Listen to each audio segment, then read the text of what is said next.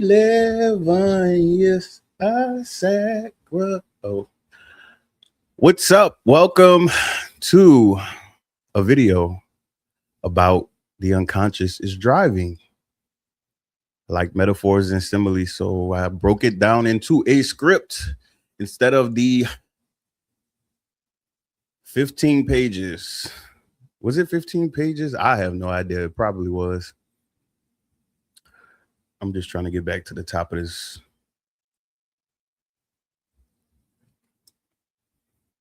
Damn, that's a lot. I gotta read all this. Okay, before we get started, let me say this.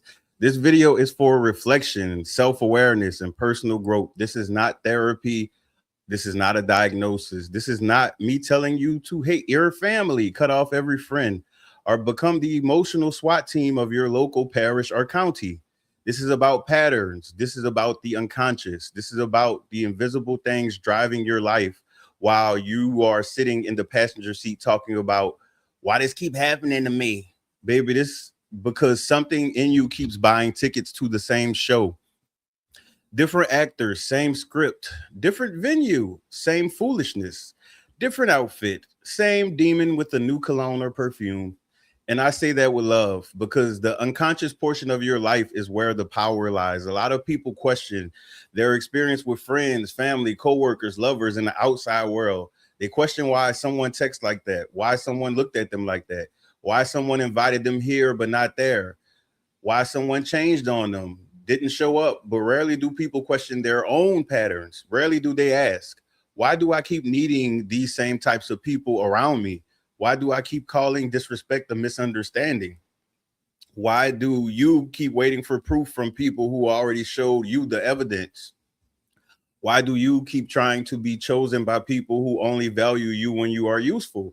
That is where the unconscious starts driving. And when the unconscious is driving, you can end up at the same destination for 20, 30, 40, 50 years. I know some people. I know a place and still be shocked by the scenery. I know people over 50 years old who have let patterns run their entire lives and still do not realize it, still reacting to life, still blaming outside sources, still saying it was the ex, the job, the family, the economy, the friend group, still saying people are jealous, people are fake, still saying I keep running into bad people. And listen, sometimes you do run into bad people, but if you keep running into the same emotional results with different faces, at some point we have to stop blaming the whole city and check the GPS because some people are not unlucky, they are unconscious. They keep seeking connection from outside sources, but they're carrying the same inner compass that led them to the last disaster. They demonize everything external: the man, the woman, the friend, the job, the church, the family, the city, the generation. And again, some of that may be true, but what about your inner darkness? What about your misled emotional compass? What about the part of you that keeps calling familiar pain chemistry? What about the part of you that keeps confusing being needed with being loved? That is the unconscious. And baby, the unconscious will have you 62 years old still auditioning for the same pain you met at 24.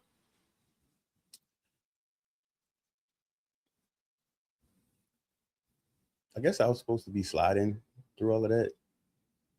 Mm, yeah, I missed it. Okay. The unconscious loves expired things.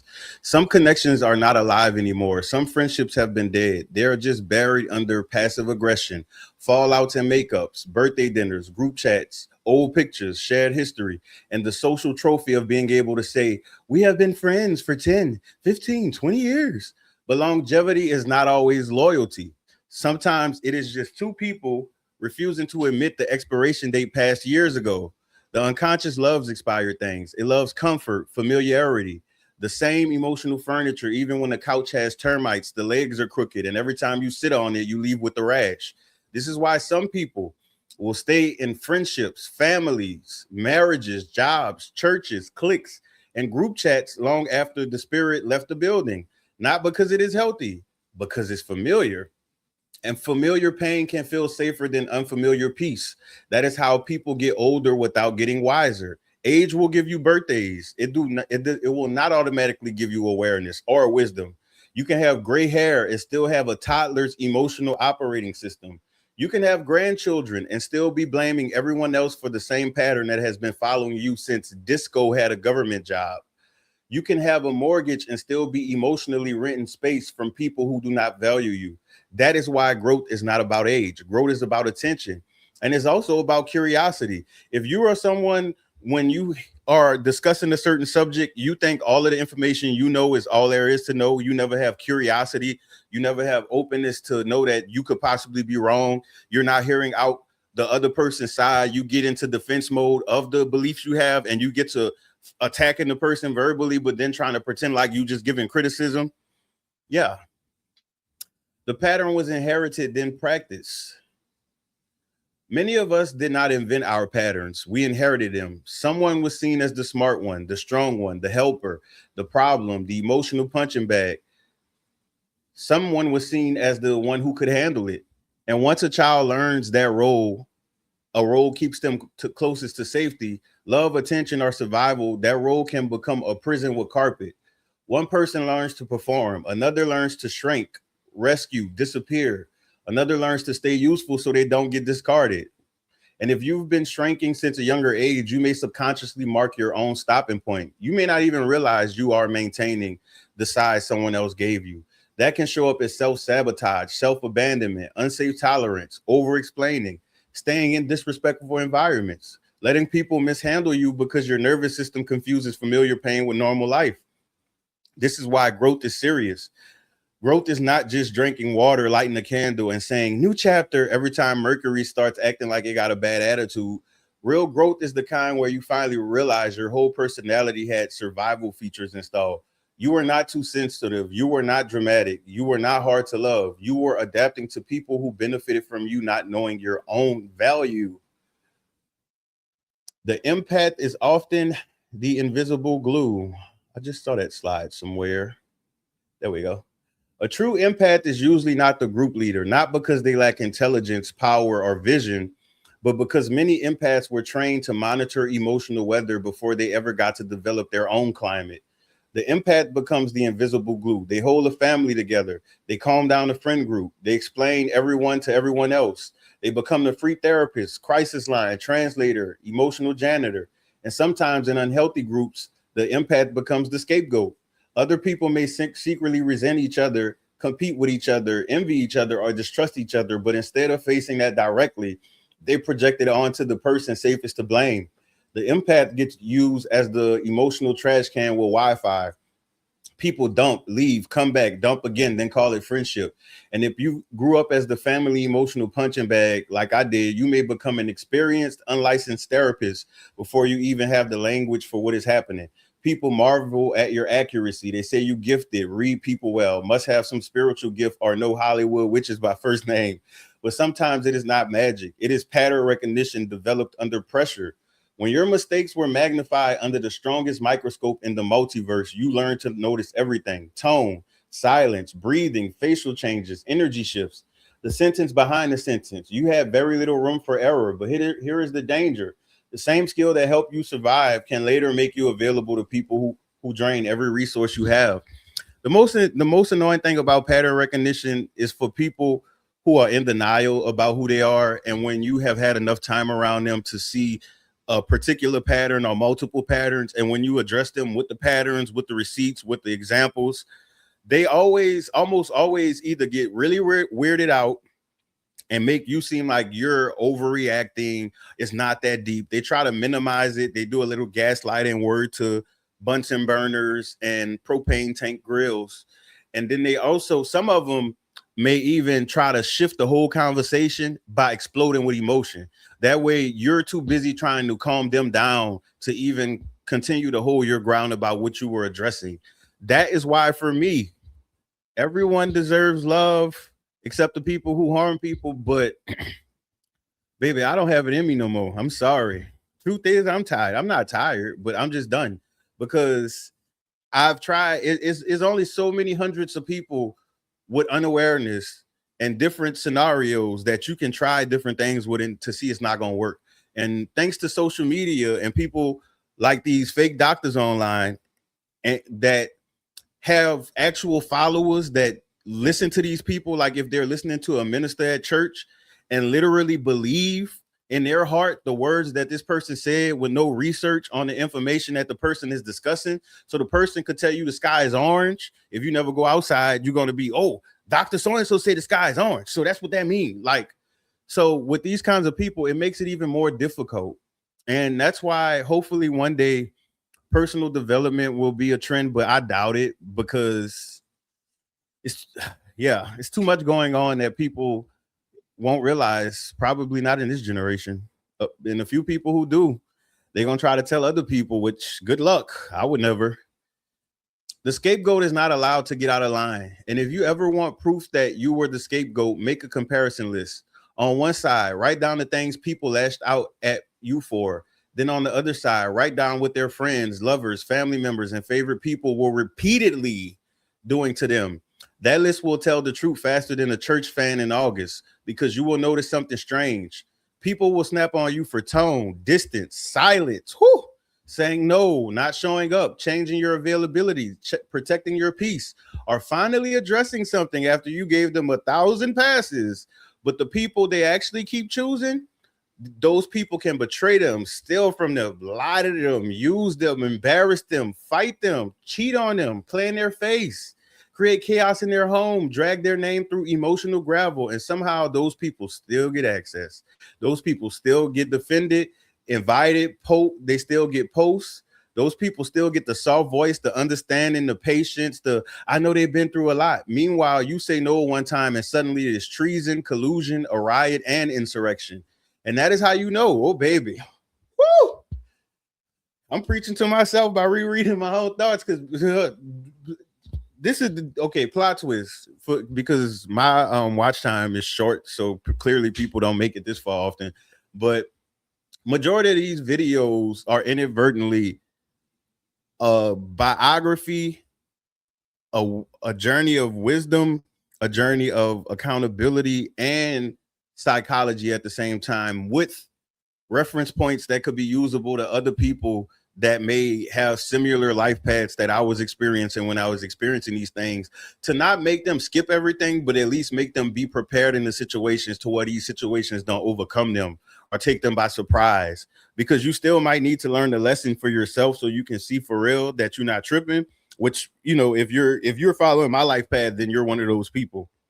Certain things, you know, you only need one warning. Like once I was warned that if you use a grill inside, you're gonna die of carbon monoxide. That was the only warning I need. I never tried that. But other stuff, I do be wanting to try it if it's not dangerous like that.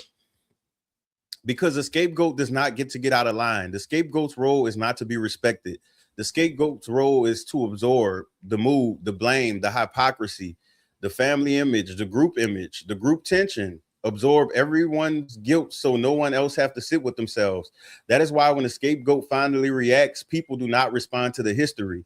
They respond to the disruption. They do not say what pushed you there. They say, look how you acted. They do not say how many times did we ignore you. They say, why are you bringing up whole stuff? They do not say we made disrespect a pattern. They say you are damaging the family. And that is when the comedy gets dark. Because within the same family, people may have betrayed each other, stolen from each other, slept behind each other, physically fought each other, covered up harm, blamed the vulnerable, and protected the image more than the person. But you speaking up, oh, that is a real crime. You saying no, that is what broke the family. You backing away after years of forgiveness, that is what damaged the friendship bond. No, the bond was already damaged. You just stopped pretending the house was standing because everyone agreed not to mention the termites. That is the scapegoat trap. People will tolerate destruction from those they admire, fear, desire, or need, but they will punish truth from the person they're used to controlling. And the wildest part is watching them show up for people who repeatedly harm them while secretly pretending like showing up is a burden. They will find every reason to leave you hanging, every reason to put you last, every reason to make you feel like asking for basic effort. It's some grand inconvenience, but when someone else calls, baby, suddenly they have gas money, emotional capacity, free time, patience, transportation, prayers, forgiveness, and a fresh outfit. That is not confusion. That is placement. They place you in the role of the person who should understand being neglected. They placed you in the role of the person who should not ask for too much. They placed you in the role of the person who should be grateful for crumbs, because crumbs used to look like cake when your self-worth was starving. And this is why I learned you cannot and should not explain your respect to people who made it a hobby to disrespect you. Because once disrespect becomes recreation, explanation becomes entertainment. They are not listening to understand. They are listening for a technicality. They are listening for a tone that they can prosecute.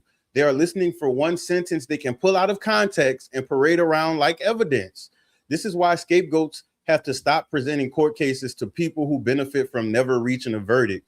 You do not need to convince people who watched the pattern happen. You do not need to explain pain to people who helped create the pain. You do not need to prove disrespect to people who handed out the assignments, because if they wanted to see it, they would have seen it when it was happening.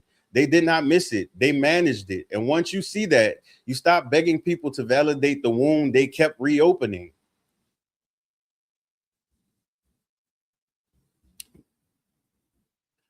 Praise at 5 milligrams when you deserve 200 milligrams. Hopefully we get to the slide. There we go.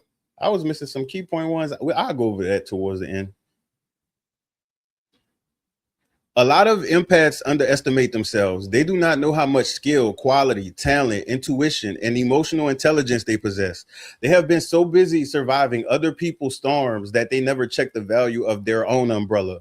And sadly, some people around them will only praise them at 5 milligrams. Just enough admiration to keep them functioning, just enough compliments to keep them close, just enough I appreciate you to keep the resource open, because giving you the full 200 milligrams would be too much like valuing you. And the dangerous part is that many of these people do not consciously see it that way. Their programming and your unconscious lack of boundaries created a dynamic of ultimate comfort. One thing unconscious people are addicted to is comfort. That is how people can maintain horrible situations and complain from the window to the wall, but take not one action towards resolution. They do not want freedom. They want relief without responsibility. They want rescue without reflection. They want the benefits of change without the funeral for the old identity. Real growth makes you the ruler of silence. Real growth is not always loud. It is not always a post. It is not always a caption. It is not always moving in silence while announcing the silence with a ring light. Real growth can make you the ruler of silence. You stop defending yourself. You stop explaining yourself. You stop selling yourself to people who already decided they preferred the smaller version of you. You don't have to block everyone, but hey, go right ahead.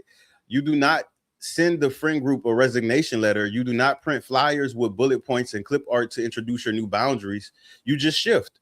And sometimes you do not even realize the shift started until it has already happened. You look at yourself and you do not cower anymore. You look at people from your past and present, and instead of holding on to their words, you finally study their patterns that they continuously showed you over and over and over and over again. Because unconscious people typically don't grow, so they probably still have the same habits that y'all had whenever y'all connected, with no growth or change to them. Their pattern said another, and for years you were waiting for those two things to match like the last word on the crossword puzzle. But they were who they were. They were not who they said they were, and you were not who they called you to be. That is a whole release right there. But also a side note too is that if you're unaware as well, you may be the villain in someone's story too. So you want to definitely clean up your act and make sure that you're not mistakenly cutting people while you're pointing out the fact that other people cut you. Time is the evidence people keep ignoring. One of the clearest signs people overlook is time, not words, not memories, not we go way back. Not that is just how they are. Time. When someone constantly wastes your time, they're showing you where you sit in their value system. They invite you somewhere. Then you spend the whole evening sitting alone like you bought a ticket to your own abandonment. They agree to meet you somewhere, but they're always late. Not sometimes, not traffic was bad, not my bad, something came up. Always. And people will say that's just how they are. No, that is how they are allowed to be with you, because let someone they're trying to impress be involved. Let money be attached. Let an opportunity be attached. Let a person they admire be waiting. Suddenly their internal clock gets baptized, delivered, and filled with the Holy Ghost of punctuality. We may not know how long our lives will be, but we do know how much time we have wasted. And the seconds you waste with people who do not value you are seconds you do not get to spend with people who do. let alone yourself first, and then people who you want to spend time with. Don't ever get in, well, too late, but don't ever get in a point in life where your life is dedicated to the outside. Everything is the outside, work, other people needs, other people this, other people that. You have to have yourself somewhere on that list. And buying frivolous products is not putting yourself on that list. That's just furthering your downward spiral. Even more importantly, that is less time you have to reflect. And reflection is where the unconscious starts losing power. Because if you are always occupied, always responding, always available, always scrolling, always absorbing, always chasing, explaining, waiting, when do you actually meet with yourself? When do you sit with lessons? When do you review patterns? When do you ask, why did I tolerate that? When did this start? What did I confuse this for? What part of me keeps volunteering for the same disrespect with different decorations? Today, people have 24-hour access to communication.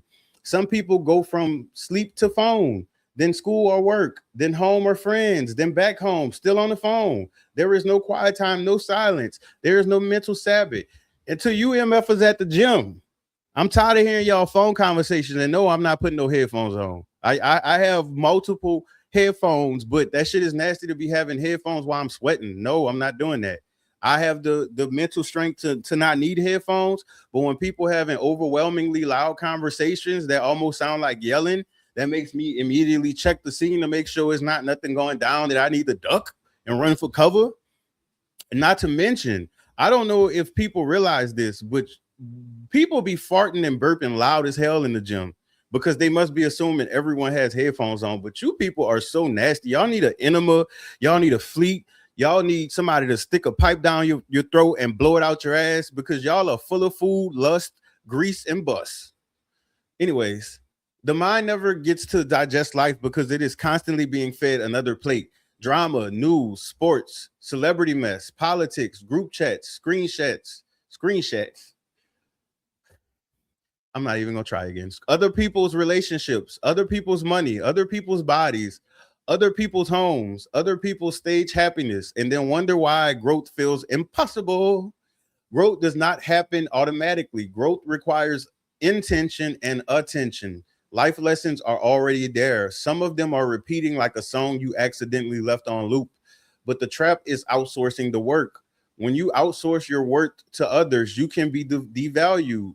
When you outsource your time management to how well other people handle your time, you end up on many back burners. You become the fill-in person. You become the person people call when they do not want to go somewhere alone, but otherwise they are not thinking of you. You become good enough to receive screenshots, gossip, memes, and social media posts, but not good enough for your own endeavors to be shared, supported, or celebrated. And that is information. People will show you that what they consume. They will show you what they promote, what they rush for, what they repost, who they publicly support. Big shout out to the people who are more invested in telling celebrities happy birthday than acknowledging people in their life birthday. And if your work, your growth, your life, your voice, your dreams, and your moments are always invisible to them, but their inbox stays open when they need emotional labor, money, rides, attention, or company, that is not confusion. That is placement. You have been placed in the utility closet, and the unconscious will try to make you decorate it. Social media makes forgetting impossible.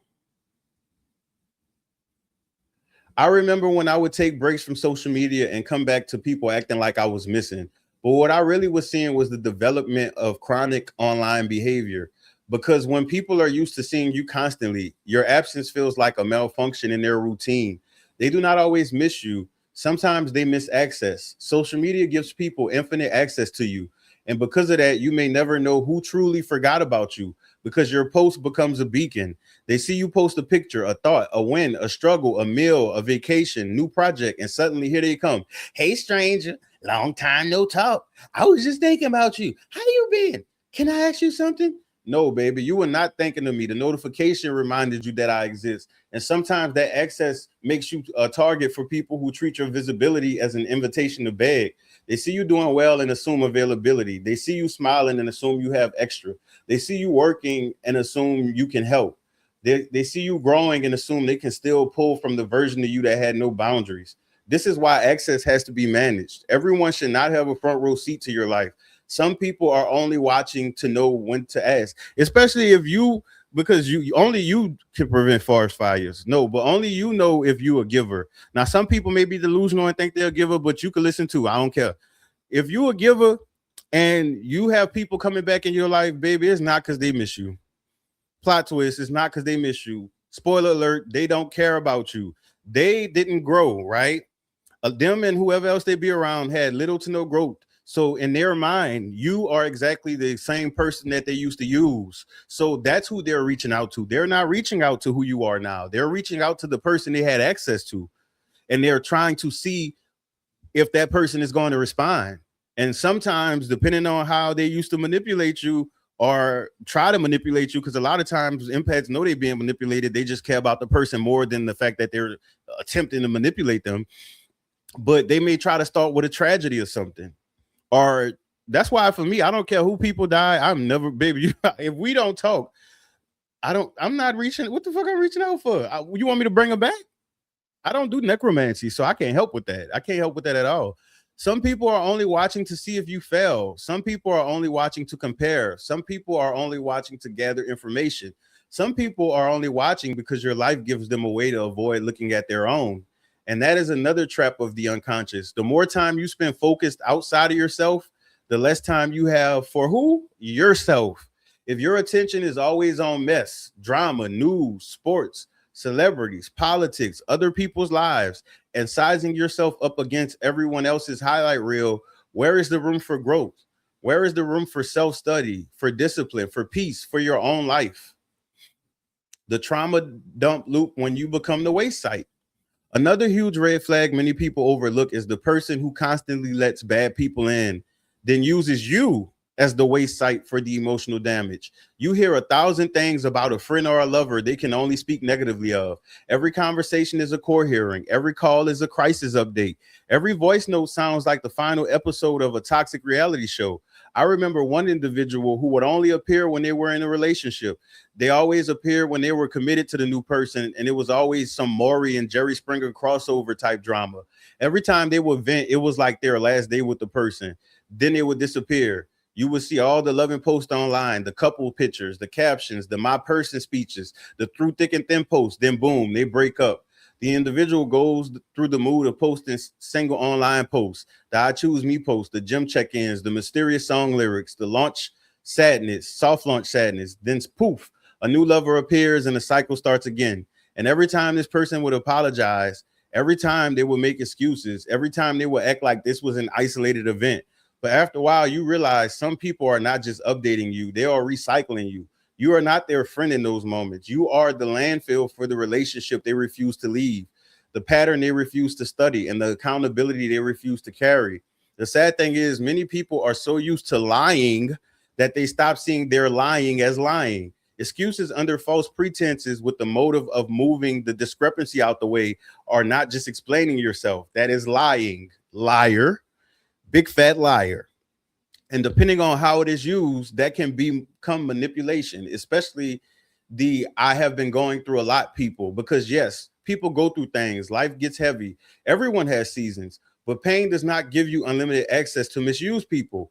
Struggle does not give you a lifetime pass to disappear, reappear, dump, excuse, repeat, and call it friendship. What many humans and younger me fail to realize, you cannot chastise someone into appreciating you. You cannot fuss them into valuing you. You cannot set an obstacle for them to overcome and hope the light bulb comes on like, oh, I can't lose you. Let me go ahead and put in some effort finally. That's never going to happen. Because if you are able to realize their unconscious patterns, you will also realize they are in the loop. And that loop is pre-programmed for how they will treat you. It never changes unless the person changes.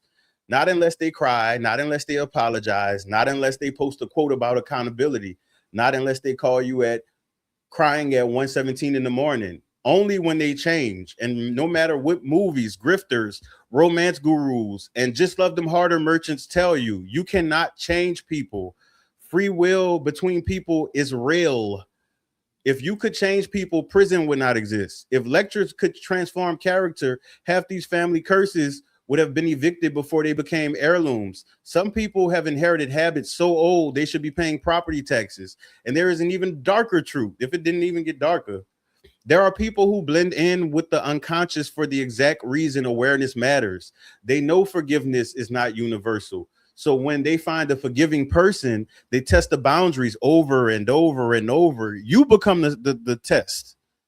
They do not always say, I'm going to see how far I can go. Sometimes they just keep going because every previous consequence had a pillow under it. And a lot of people too out there have been in this situation, and you caught the person talking about you, or somebody else came back and tried to tell you, and maybe you kind of was defensive because the person wasn't too close enough to be knowing stuff, or maybe you seen something on their phone, or if y'all share computers, like I remember back in the day, people used to share computers to log into social media when social media was computer based. Baby, yeah. And the sad part is people fold without realizing it, especially if you verbalize your boundaries early, because some single dating coach told you to list your boundaries during the getting to know you phase. So you told them everything. You handed them the map. You said, these are my boundaries, and they heard you. Then silently crossed them right in front of your face. That is not confusion. That is a field test. And if this is family or someone you allowed to create a false sense of obligation, eventually you have a choice. Your freedom or their comfort, because all unconscious people bury their true nature. But burying does not erase. Burying makes roots, and eventually those roots show. The person pretending to be kind, that nasty mean streak is the root showing. That person pretending to be holy, that secret scandalous life is the root showing. That person to pretending to be on top of everything, their destruction is the root showing. The mask was mistaken for reality. And while the cameras were off, they were not making progress. They were performing progress. The people who perform morality and spend their lives distancing themselves from certain sexual dispositions often end up exposed by a lover, a hacked phone, a message thread, or a private life they thought would never meet daylight. And what makes it wild is that people will dismiss a celebrity doing the same thing, but give regular everyday people hell for being gay or lesbian. People who break 9 out of 10 commandments will stand on the one they think they kept and talk about what is sin, referencing the same Bible that warns against judging others, referencing the same Bible while ignoring daily reports about people with access to youth forming inappropriate connections with them. That is why access without accountability is dangerous. And it is not just people. Technology has worsened this. Home camera systems, security devices, cloud connected cameras, social media platforms. All of these can give people access to parts of your life they were never mature enough to handle. So while people are busy obsessing over who is sending, who is dating, who is posting, who is gay, who is straight, who is wearing what, and who got exposed in celebrity gossip, the real question is, who has access? Who has your trust, your information, your child's attention, your private footage, your emotional availability? Who has your passwords, your schedule, your habits, location, weakness, loneliness, your wounds? Because access is not neutral. Access is power. And unconscious people hand it out like parade beads. Not every connection has a lifetime warranty. The unconscious wants everything to have no expiration date. It cannot fathom that a friendship ended, even when effort died, respect died, trust died, even when the only thing left is memory wearing makeup. Some people put little to no effort into the friendship, but still get offended when the relationship naturally loses oxygen. They watch you create the easiest possible ways for them to show up. You lowered the bar, then lowered it again, then put it on the floor, then drew arrows pointing to the floor, and they still missed the mark. And then somehow in that rusted out landfill brain, they call themselves loyal and a good friend. But healthy connection feels different. It does not require you to audition for basic consideration. It does not make you beg for respect in installments. It does not make you shrink to keep someone else's ego warm. And yes, sometimes even healthy connections end. That does not mean they were fake. Sometimes a person was there for that level of your life. Not everyone is meant to cross every single bridge with you, especially if they're carrying an open flame in their hand. Some people were rest stops. Some people were warning signs. Some people were construction cones and built like it too. And some people were potholes with names. Some people were blessings. Discernment is learning the difference. Refriending betrayal and calling it growth. You see so many people complain online about betrayal, fake friends, fake family, fake love, fake support. But look at how many people refriend people after betrayal. Look at how many people go right back into the same dynamic just with a new caption. And you see it in the influencer space all of the time. People will go scorched earth. They will expose messages, bring up lovers, kids, money. They will bring up secrets from 2017 with screenshots, timestamps, and a ring light. Then 2 months later, they are back together doing a podcast episode called Healing, Growth, and Accountability. Then they fall out again. And the same audience that watched the first fire now has to evacuate for the sequel, because unconscious people do not change just because the cast change. Some people repeat the same dynamic with new people and swear it is a clean slate, but it is not a clean slate if the same unconscious person is holding the chalk. This is how people keep dating the same spirit in different bodies. That is how people with parental wounds end up dating people who feel like a second chance at the parent they never got closure from. Excuse me, I needed a drink of water. The subconscious says, maybe this is time I can get the emotionally unavailable person to choose me. Maybe this is time I can get the addict to love me more than the addiction. Maybe this is time I can get the unstable person to become safe because of my love. Maybe this is time I can get the neglectful person to see my value. But that is not romance. That is a childhood wound with cologne on. That is unconscious trying to create a better ending with a familiar character, and it can end badly. Many people who befriend or date addicts often have a parent, close family member, or early attachment figure who had similar traits. The person may not consciously say, I am trying to replay my childhood, but your body recognizes the pattern. The nervous system says, I know this chaos. And because it knows, it mistakes it for chemistry. That is how men and women can keep having multiple relationships with different people and still not see the connection. That is how someone can be married 5 times and never stop long enough to ask, what role am I playing in the repetition? And I'm not talking about someone who is 70 and their first marriage was 14 with the whole lifetime in between. I am talking about repeated cycles happening close enough together that the pattern should have its own mailing address. At some point, it is not just bad luck. It is unexamined selection process. The stray animal mistake. Younger me had a subconscious habit of treating people like stray animals. I thought if someone was misunderstood, rejected, dirty from life, or ignored by everyone else, maybe I could clean them up, take them to the groomer, take them to the vet, love them properly, and they would love me like Lassie. That is not always how people work. Everyone struggling outwardly is not secretly noble. Everyone isolated is not misunderstood. Everyone rejected is not a hidden treasure. Some people are isolated because other people already survived them. And that is not cruelty. That is reality. You do not know how much truth they are telling you. You do not know their real past. You do not know what they are capable of. You do not know if they're genuine or lurking kind people or luring kind people. There are grown adults out in the wild, not pre-K, not kindergarten, full-grown adults. You cannot rehab everyone. You cannot love an abusive parent into becoming the TV version of family. You cannot become the only friend of a combative person and act shocked when they eventually aim the weapon at you. You cannot save a repeat offender with the casserole and the motivational speech. You cannot keep giving rides, money, emotional labor, and access to people just because you see them often. 2010 me, I'm talking to you. Familiar does not mean safe. Frequent location does not mean trustworthy. Shared history does not mean shared values. That's why growth is important, because for me, I don't feel regret about the stuff I did or let done to me, because it's a lesson to me and it's a lesson to whoever listens. That's all. Community is not automatically safety. Another unconscious mistake people make is thinking everything they identify with is automatically a community. Race is not automatically a community. I repeat, race is not automatically a community. Race is not automatically a community. Ethnicity is not automatically a community. Religion is not automatically a community. A shared neighborhood is not automatically community. A shared struggle is not automatically community. There are entire countries of people with the same color, same language, same religion, and same cultural background that still have violence, betrayal, corruption, harm, and danger. So no, sameness does not equal safety. And some people will use shared identity as a shortcut into your trust. They will say, we are family. We are the same people. We come from the same place. We believe the same thing. You know how we do. But when it is time for reciprocity, suddenly the community disappears like a magician with unpaid rent.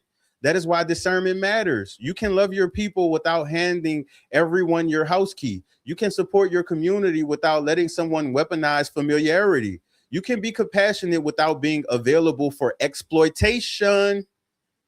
Yeah.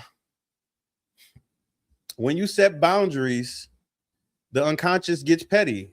When boundaries are set, unconscious people rarely take it lightly. Their reaction may be covert or overt, but many will find a way to get you back. They may mimic your words and throw them in your face. If you talk about health, they will point out what you eat. If you decline an invite, they will monitor where you went. If you deny access to money, they will bring up what you did for someone else. If you protect your peace, they will call you fake.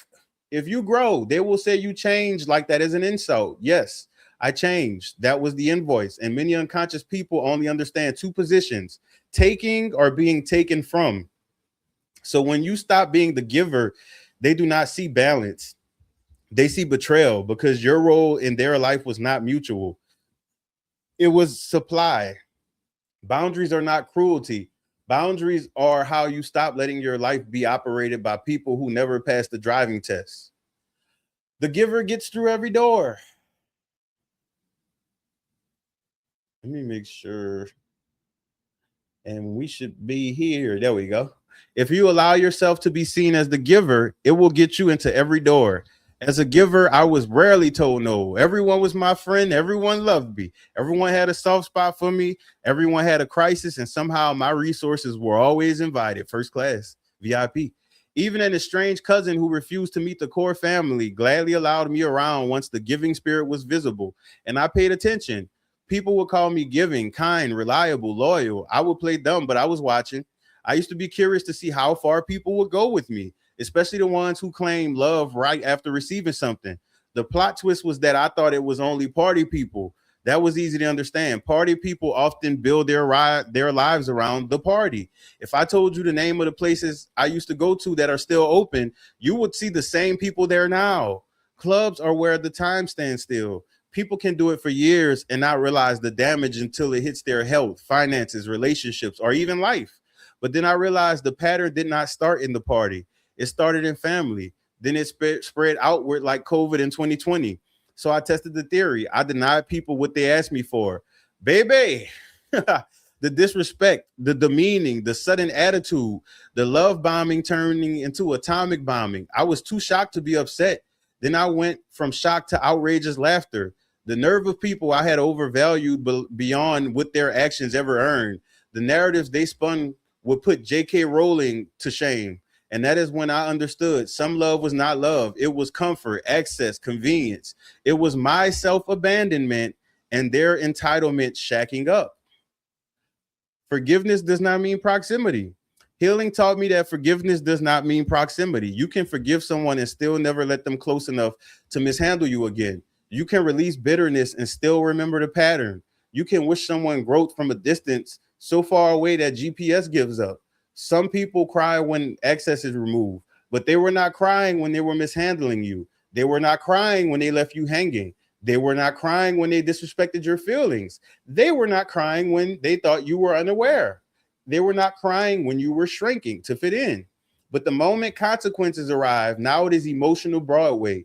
And because these people are common, they keep peddling reckless virtues to the dutiful and innocent. Be the bigger person. Family's family. Real friends forgive. No one's perfect. You only get one mother. You only get one father. Don't let money change you. Don't switch up. Funny how those sayings always seem to benefit the person who caused the harm.